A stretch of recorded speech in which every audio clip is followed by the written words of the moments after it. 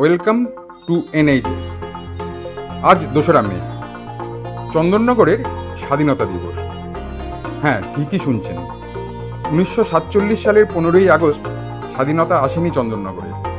চন্দননগরের স্বাধীনতা এসেছিল 1950 সালে। আজ এই এপিসোডে আমরা সেই গল্পই, সেই ঘটনাই দেখে নেব।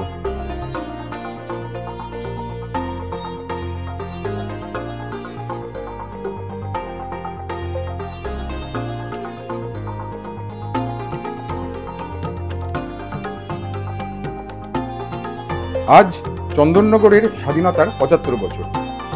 চন্দননগরের স্বাধীনতা নিয়ে আমরা কথা বলবো চন্দননগর কলেজের অধ্যক্ষ দেবাশিস সরকারের সঙ্গে। চন্দননগরের যে স্বাধীনতা, সেটা অন্য স্বাধীনতাদের থেকে একটু আলাদা। ভারতের সব জায়গার স্বাধীনতার থেকে রক্তক্ষয়ী স্বাধীনতা নয়, এবং ভারতের স্বাধীনতার কিছুদিন পরে এই স্বাধীনতা এসেছে। একটু যদি ডিটেলস বলেন। 1947-এর 15ই আগস্ট দেশ স্বাধীন হয়েছে, এটা আমরা সবাই জানি।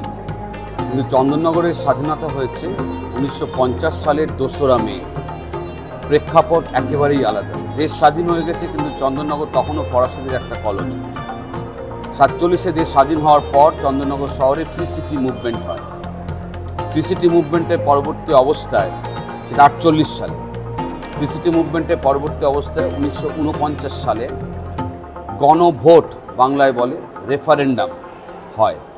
সেখানে যে ভোটার তালিকা তৈরি হয়েছিল তার 60% মানুষ ভোটে অংশগ্রহণ করে। কিন্তু যারা ভোটে অংশগ্রহণ করেছিলেন তার 98%-এরও বেশি মানুষ ভোট দিয়ে জানান দেয় যে তারা চাইছেন চন্দননগর ফরাসি মুক্ত হোক এবং চন্দননগর ভারতবর্ষের সাথে যুক্ত হোক। প্রেক্ষাপটটা একেবারেই ভিন্ন। চন্দননগরকে আমরা যেরকম জানি বিপ্লব তীর্থ চন্দননগর, কিন্তু সরাসরি স্বাধীনতা পাওয়ার প্রশ্নে আমরা সেখানে কিন্তু ভারতবর্ষের স্বাধীনতার যে ইতিহাস, চন্দননগরের স্বাধীনতার যে ইতিহাস, সেটা একরকম নয়।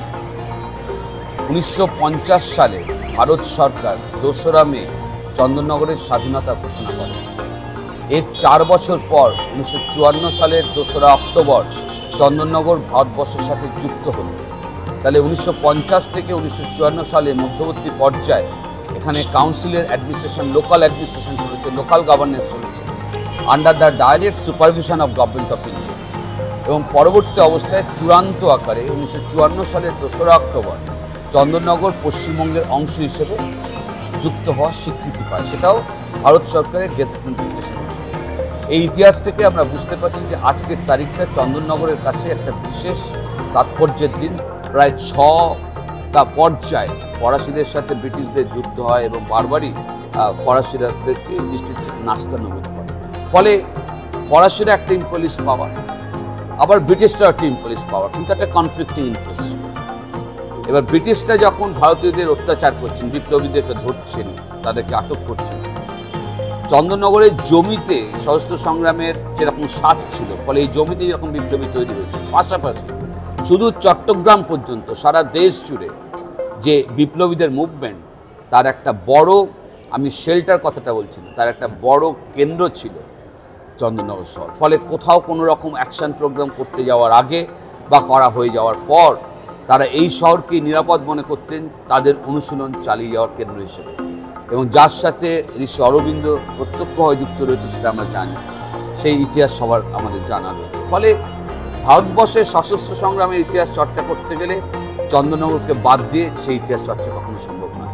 আর তার কেন্দ্রে হচ্ছে এই তখনকার নাম কলেজ ডুপ্লে, পরবর্তী নাম কলেজ দেবুসি, এবং 1948 সাল থেকে আজ পর্যন্ত কলেজের নাম হচ্ছে চান্দানগর। এই কলেজ ছিল প্রাতিষ্ঠানিক দৃষ্টিভঙ্গি থেকে একটা ইনস্টিটিউশন, যার মধ্যে বিপ্লবী কাণ্ড কারখানা চলবার জন্য একটা মনন শক্তির চর্চা কি।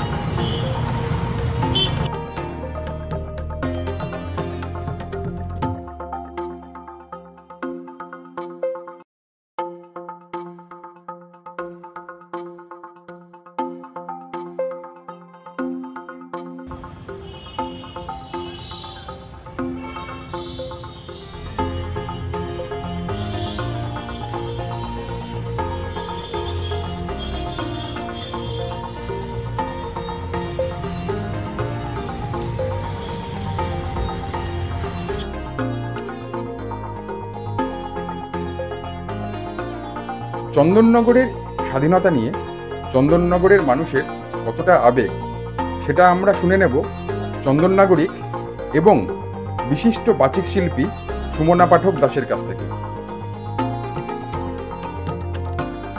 চন্দননগরের ৭৫তম স্বাধীনতা দিবস।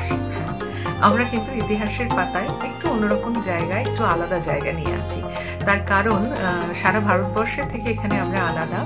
শুধুমাত্র জনমতের উপর ভিত্তি করে কোনো রকম রক্তপাত ছাড়া স্বাধীন হয়েছিল যে শহর, সেই চন্দননগর, তারই কথা আমরা বলছি।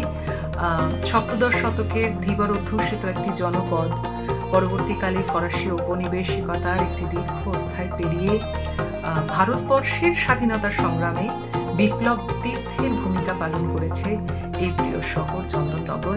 বিপ্লবের ধারক বাহক বলা যায়, বহু বিপ্লবীর আশ্রয়স্থল হয়ে উঠেছিল এই চন্দননগর। এই চন্দননগরের যে আবহমানতা, তার প্রাণ হচ্ছে আমাদের আবেগ। ভীষণভাবে আবেগে চলে এই শহরটা। ক্রীড়াক্ষেত্র চন্দননগর, সংস্কৃতির শহর চন্দননগর, আর এই আবেগ থেকেই কিন্তু আমাদের ভালো যা কিছু তৈরি হয়েছে। আমাদের শিল্প সংস্কৃতি, গান বাজনা, থিয়েটার, খেলাধুলা, পর্বতারোহণের একটা বিরাট ইতিহাস। সেই রাধানাথ শিকদার থেকে এখন পিয়ালি বসাক পর্যন্ত আমাদের তাক লাগানো আলোক শিল্প, আমাদের মিষ্টি জল ভরা, আমাদের স্থাপত্য, ভাস্কর্য, শিল্পকলা, চিত্রকলা, এত এত শিল্পীর সমাবেশ এই ছোট্ট শহরটায়। ভাবুন, একটা ছোট্ট শহর যেখানে এতগুলো সরকারি বেসরকারি আর্ট গ্যালারি রয়েছে, এতগুলো খেলার মাঠ রয়েছে, একই সঙ্গে শতাব্দী প্রাচীন ক্লাব রয়েছে, আবার আড্ডা দেওয়ার জন্য বিরাট বিস্তৃত স্ট্র্যান্ড রয়েছে। আর আছে আমাদের প্রাণের ধন, আমাদের জগদ্ধাত্রী পুজো, তাক লাগানো শোভাযাত্রা।